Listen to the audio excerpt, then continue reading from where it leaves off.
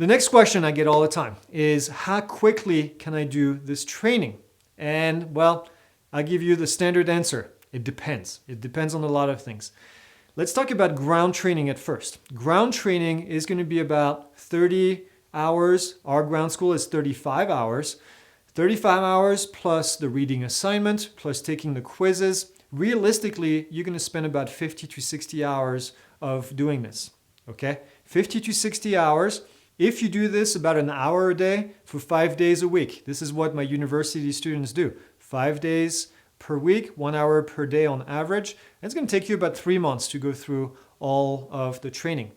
I'll tell you, on average, what I see most people do outside of the university when they have a life and when they have a family and when they have other things to do, it's going to be closer to 6 months. So I would say between 3 months to 6 months. If you want to lock yourself in a room and do this in a couple weeks, you also can do that, but it's a lot of knowledge. 35 hours of watching videos is one thing, but grasping the information is something else. So take your time. This is not something that you need to rush through.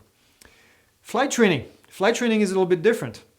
60 hours on average, right? I'm just going to use a round number, 60 hours, plus a bunch of ground lessons on top of it. If you fly 2 or 3 times per week and you do these lessons, then it's going to take you about 4 to 5 months to do all the training.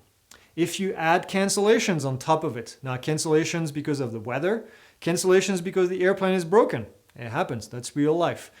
You're sick or your instructor is sick, you're going to do some ground lessons on top of it, then this becomes a little bit more like 6 months, okay? 6 months, I would say, is a good amount of time to do your flight training. Being realistic, again, if you do this full-time at a flight school, then it might be a little bit less, but for most people in general, think about 6 months to a year.